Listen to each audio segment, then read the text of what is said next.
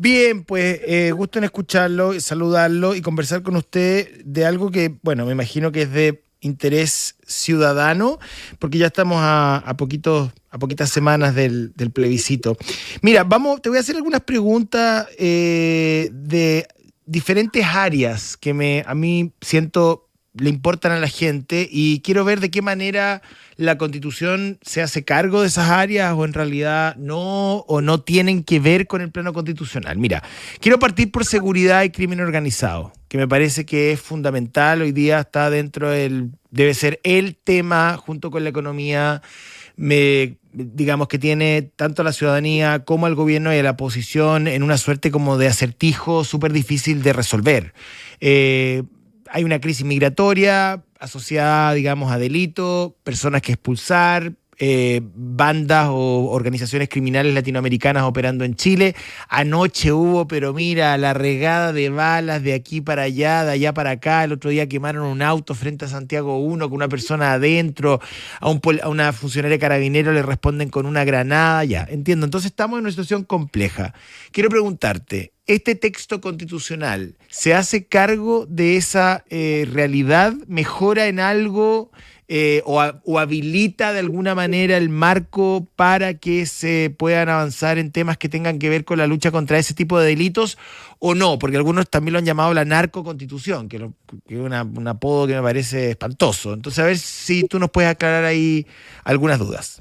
No, ya, primero dejar súper en claro que lo penúltimo que dijiste respecto de cómo un texto constitucional habilita un marco institucional para hacerse cargo de estos problemas es quizá lo más relevante de la propuesta constitucional.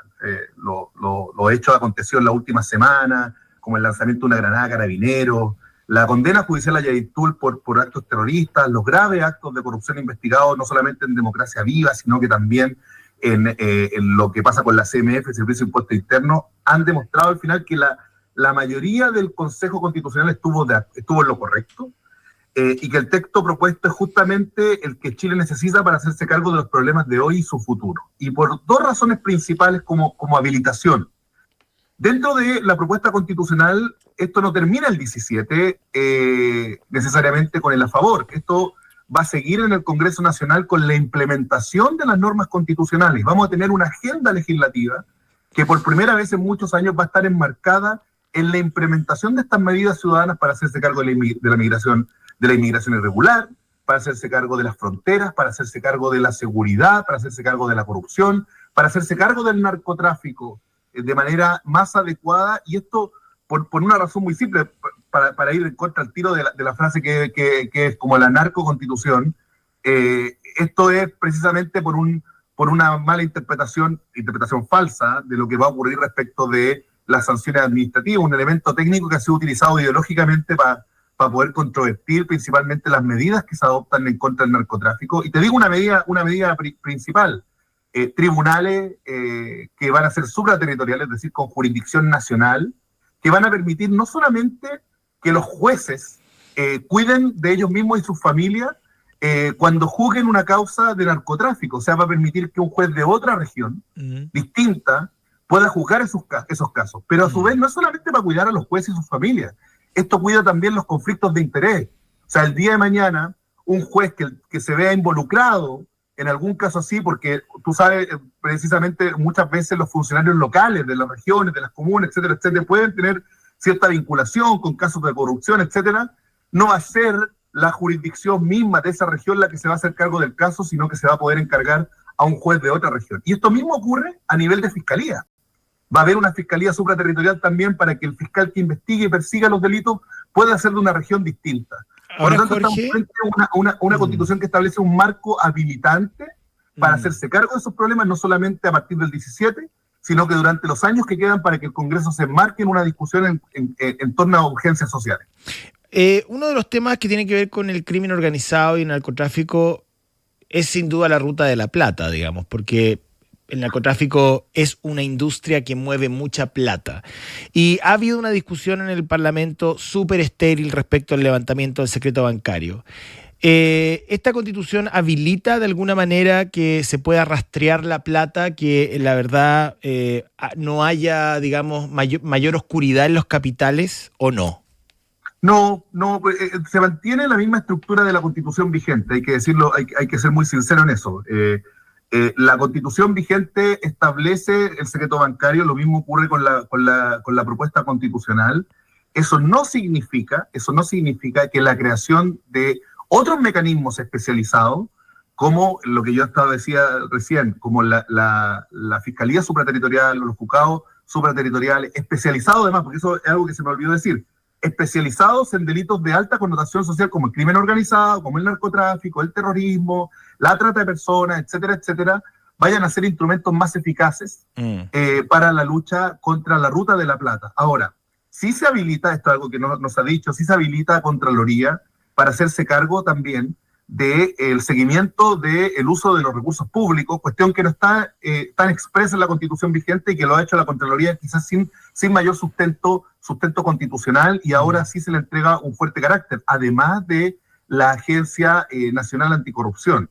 Yo entiendo el tema y la preocupación que hay con el tema del secreto bancario, pero esta es una norma que existe en varias partes del mundo, y que no se tocó en esta propuesta constitucional, manteniendo la legislación vigente. Una lástima porque me parece que el secreto bancario es la piedra de tope que podría destrabar, es desde mi óptica, ¿no? Y podría desbloquear un secretismo del cual algunas organizaciones criminales han usufructuado durante mucho tiempo. Quería ir a temas... ¿Sí? Solamente para un detalle que yo creo que es importante para ir en la línea de lo que dices tú. Sí, obviamente, siempre es posible levantar el acceso a las cuentas corrientes a través de una orden judicial. Entonces, el secreto bancario tiene como límite que sean las autoridades administrativas las que no puedan hacerlo, ni tampoco el Ministerio Público sin requerimiento a la justicia. Pero si un juez decreta ¿cómo se llama? La apertura de las cuentas corrientes y el conocimiento de las cuentas corrientes, eso se puede producir. Y por eso digo que la creación de estos tribunales especiales va a ser más expedito aquello, porque obviamente vamos a tener tribunales especializados con menos causas, pero con causas de connotación social más importantes y que van a permitir un acceso más rápido a esta información. Entiendo. Otro tema, sin duda, tiene que ver con bueno, no sé si finalmente se concreta, digamos, se hace real el Estado social de derecho, digamos. Yo creo que ahí hay una cosa un poquito velada, media maquillada, donde se mantiene el modelo de subsidiariedad nomás. No sé si estoy equivocado. Lo primero, esto es muy, muy importante. El Estado social y democrático de derecho, o el Estado social de derecho, que se ha implementado en Chile y que no fue parte solamente del proceso constitucional, sino que durante la estructura y la composición de las 12 bases en el Congreso Nacional, era un modelo más parecido al europeo. De hecho, que el Estado Social y Democrático de Derecho tiene 3 patitas que son importantes. La primera, progresividad de los derechos sociales, es decir, no se imponen a rajatabla, se va cumpliendo con gradualidad. Esta es una solución que dio el Mundo Libre el año 66, cuando se firmó el Pacto Internacional de Derechos Económicos, Sociales y Culturales, porque no le iba a pedir a Kenia o al Congo belga que implementara derechos sociales a rajatabla, sino que en la medida que fuera haciéndolo con progresividad, con el segundo elemento que es responsabilidad fiscal, es decir, al máximo posible de los recursos que tengan, y lo último, que si esto es subsidiariedad pura y dura, que se estableció en la base, esto no es parte del proceso, lo establecieron las 12 bases en el Congreso, es que fuera a través de instituciones públicas y privadas. Es decir, no estábamos frente a un Estado que exclusivamente tuviese el aseguramiento y la provisión de derechos sociales, sino que es la propia base la que establece que se haga a través de instituciones públicas y privadas. Entonces, y esto a tal nivel, José Antonio, que el reporte que entrega la Comisión de Venecia, que es una institución que proviene del Consejo de Europa y que está encargado de monitorear los procesos constitucionales en el mundo, establece cómo es perfectamente compatible, tal como ocurre en Europa, el Estado social de derechos con el principio de subsidiariedad, tal cual lo aplica Alemania y otros países en Europa. ¿Cómo fue el proceso de diseño y las modificaciones, además? ¿Por qué se apunta a usted como una suerte de arquitecto? Uno entendería, y he hablado con muchas personas que formaban parte del comité de expertos, que terminaron bastante desgastados y molestos, fíjese. Hoy día en la mañana hablaba con una, no voy a mencionar su nombre porque fue una conversación privada, pero me decía, ¿sabes qué? En realidad nosotros propusimos, hicimos un diseño súper de consenso, habíamos sido elegidos por ambas cámaras, teníamos y representábamos sensibilidades políticas distintas, pero cuando esto decanta en el pleno, ahí empiezan unas fricciones que finalmente derivaron en personas que quedaron muy disconformes con el resultado final. ¿Por qué? A ver, acá uno tiene que entender que el proceso era un proceso complejo, en donde existían tres organismos distintos. Uno era la comisión experta, con 12 de cada lado, 12 de izquierda, 12 de derecha, donde existía un consejo constitucional democráticamente electo por la ciudadanía, y existía un grupo que era el Consejo Técnico de Admisibilidad, que eran como jueces ad hoc, que estaban a cargo de proteger o asegurar el cumplimiento de las 12 bases institucionales que estableció el Congreso. Durante el trabajo de la comisión experta, efectivamente, más que consensos, hubo obviamente un consenso general en un texto que efectivamente era un buen insumo para iniciar la discusión en el Consejo Constitucional, pero también hubo disensos. Y muchos de los silencios que tenía el anteproyecto no era porque hubiese un consenso en que no quedara nada, era porque no se habían podido poner de acuerdo entre los expertos, por ejemplo, respecto de algo tan importante para quizás para todos los sectores, porque esto fue parte de la discusión, como si se protegía o no se protegía la vida del que estaba por nacer, y con qué intensidad se hacía, o, por ejemplo, respecto de la elección del sistema de salud tal cual está en la Constitución vigente. Entonces, había normas o ausencia de normas por parte de la comisión experta que no estaban en el texto, o sea, que hoy día están en el texto vigente. Pero Jorge, en ese punto, perdón, en ese punto, ¿por qué hay que zanjar una discusión con una mayoría transitoria? Por ejemplo, el de la protección de la vida que está por nacer. Porque eventualmente uno podría, y otros países lo han hecho, entrar en un debate habilitante de ley de aborto libre. Eso puede pasar, eso ha pasado en otros países. Entonces, ¿por qué ponerle un candado a esa discusión por una mayoría que es transitoria y temporal en el Consejo? No estoy diciendo con esto que yo esté de acuerdo con el aborto libre, no tengo por qué expresar aquí mi opción sobre el aborto. Lo que estoy diciendo es que si no hay acuerdo en ciertas materias, como por ejemplo la que usted acaba de citar, ¿por qué ponerle un candado hoy que impida habilitar un debate futuro en materia, por ejemplo, de aborto? A ver, lo primero es tratar de destrabar algunas, ¿cómo se llama? Algunas premisas de la pregunta. Lo primero es respecto del candado respecto a la discusión. Y lo segundo es respecto de qué tan circunstanciales son las mayorías. Todas las mayorías son circunstanciales. Por supuesto. Nosotros tenemos elecciones periódicas. A ver, un congreso, la mayoría de un congreso es circunstancial, la mayoría de un presidente es circunstancial, la mayoría del órgano obviamente electo también es circunstancial, la mayoría de los expertos, que en realidad eran mitad y mitad, es circunstancial. La democracia se nutre de circunstancias en las cuales se construyen mayorías que van construyendo textos jurídicos que son aplicables a toda la ciudadanía. Eso es lo primero. Respecto al candado, el candado sería si es que la Constitución no se pudiese reformar. La Constitución se puede reformar por 3/5, que es menor al quórum que tenía la propia Constitución del 80, que tenía quórum de 2/3. Pero además, respecto del contenido de la norma, acá no hay nada zanjado en el texto constitucional respecto de la protección de la vida de quien está por nacer. Y esto es muy relevante decirlo. No hay ninguna norma que diga se prohíbe el aborto en todas sus formas. No hay ninguna norma que diga que la vida de la mujer tiene que estar, ¿cómo se llama?, circunscrita a la vida del quien está por nacer. No existe ninguna norma de ese tipo. Y la norma es bastante más parecida a dos cosas. Una, la Constitución vigente, cuestión que no estaba en el texto de los expertos. Y segundo, la norma que dice que todo ser humano menor de 18 años es un niño, es norma vigente hoy día en la Convención de Derechos del Niño, que es parte del ordenamiento jurídico chileno.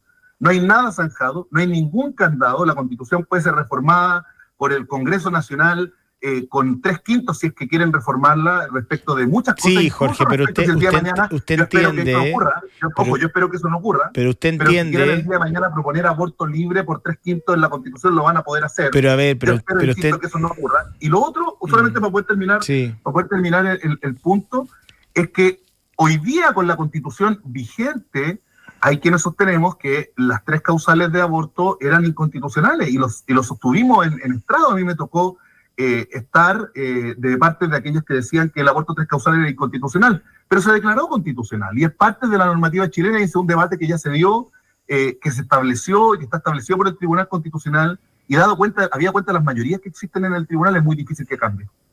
No sé, lo que pasa es que al poner algo en la Constitución uno asume que no es que esté escrito en piedra, pero efectivamente son unos mínimos civilizatorios y para mucha gente el tema del aborto no es un mínimo civilizatorio. Una mujer que aborta por la razón que sea no es una criminal. Eso no está zanjado. El comienzo incluso de la vida ni siquiera está zanjado científicamente. O sea, entonces es un tema que desde mi óptica, no sé, no es constitucionalizable. No, pero no está zanjado en el texto. El texto solamente dice que la ley protegerá y se le entrega a la ley, es decir, al legislador democrático, la protección de quien está por nacer, con los marcos, con el mandato que establece eso. El respecto al ser humano, no, en ninguna parte de la Constitución dice que es desde la concepción hasta la muerte. Una última pregunta, Jorge, que ya se nos va el tiempo, pero que es más moral que política y que jurídica, digamos. Y que tiene que ver con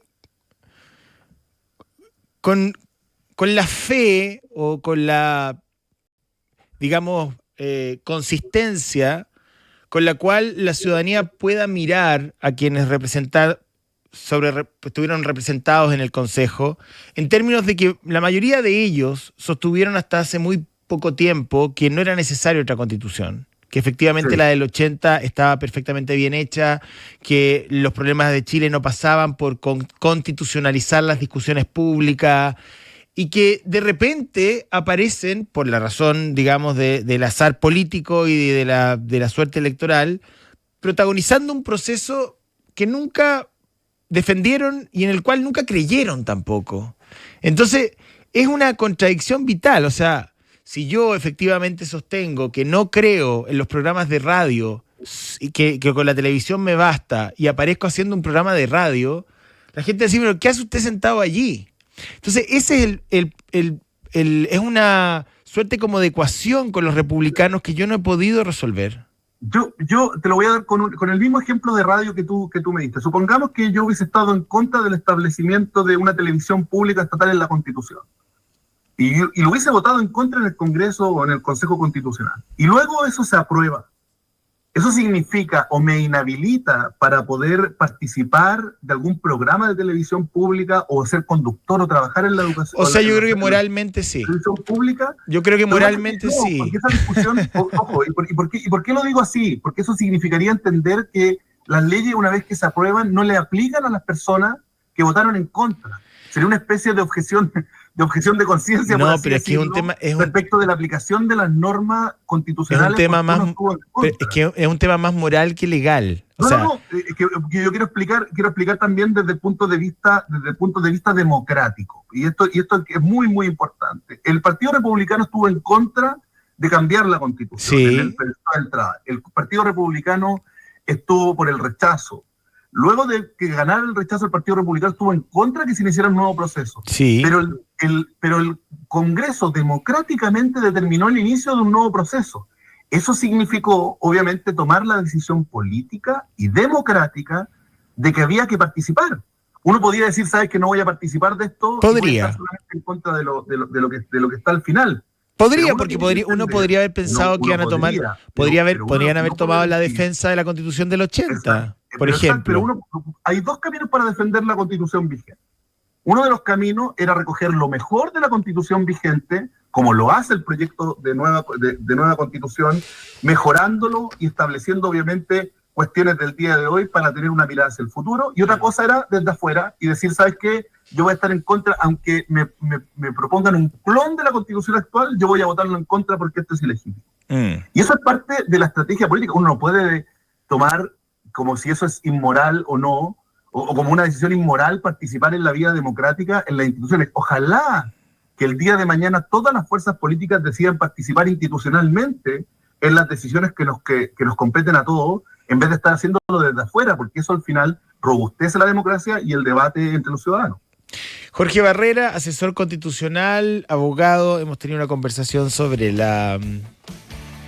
propuesta que se vota el 17 de diciembre. Muchas gracias. No, gracias a ti. Un abrazo, que esté muy bien. Chao, que le vaya bien.